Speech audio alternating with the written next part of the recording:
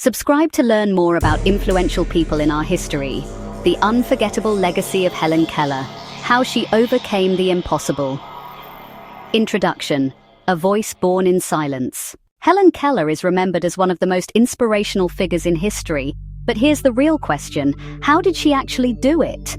How does a person who cannot see, cannot hear, and cannot even understand language break into the world of words, ideas, and communication? This isn't just a story of miracles. It's the story of relentless work, creative teaching, and a little girl who refused to be trapped by silence and darkness. Chapter 1. The Darkness Falls. Helen Keller was born in 1880 in Tuscumbia, Alabama. At 19 months old, a sudden illness, doctors believe scarlet fever or meningitis, left her blind and deaf.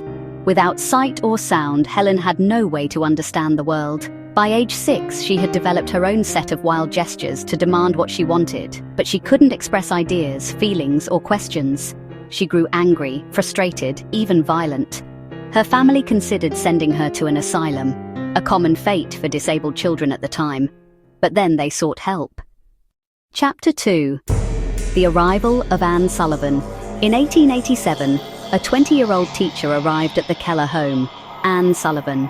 Nearly blind herself after years of eye disease, Sullivan had studied at the Perkins School for the Blind.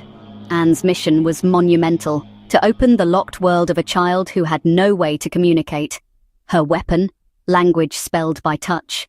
Chapter 3. The Breakthrough at the Water Pump. Anne began by spelling words into Helen's hand using the manual alphabet, a system where each letter is traced as a sign. At first, Helen simply mimicked the motions, treating them like meaningless games.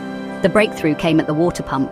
Anne pumped cool water over Helen's hand while repeatedly spelling WATER into her palm. Suddenly, Helen realized the symbols in her hand meant the liquid rushing over her skin.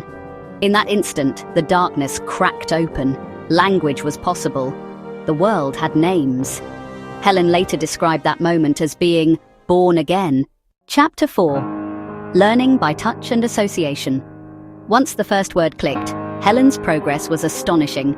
She ran around touching objects, a flower, a doll, the earth, and demanding their names spelled into her hand. By nightfall, she had learned over 30 words. Anne used constant association to teach. She pressed a piece of bread into Helen's hand while spelling BREAD. She gave her a key, a doll, a hat, always paired with spelling. Helen learned concepts not by sight or sound, but by building bridges through touch. In weeks, Helen developed a vocabulary of hundreds of words. Chapter 5. From words to sentences, from objects to ideas. Objects were easy, but what about abstract concepts like love, think, or idea? Anne used touch, emotion, and context. She hugged Helen while spelling LOVE, showing her that words weren't just for things, but also for feelings. Helen's ability to grasp abstract ideas shocked everyone. She began writing letters, short, clumsy, but bursting with meaning. She was on her way to literacy. Chapter 6. Reading with her fingers. Helen quickly learned Braille, the raised dot system used by blind readers. With her fingers, she traced dots and translated them into letters, words, sentences. Soon she devoured books, the Bible, Shakespeare, poetry, and novels. Braille opened entire worlds. Helen described it as feeling the soul of the author at my fingertips. Chapter 7. Learning to speak without hearing. Perhaps the most astonishing achievement was Helen's ability to speak. How does a person who cannot hear sound learn to produce it? Anne Sullivan brought in Sarah Fuller, a teacher of speech.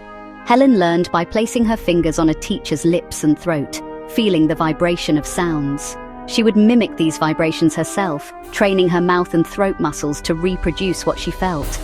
It was painstaking, years of practice, endless repetition. But Helen eventually learned to speak clearly enough that others could understand her.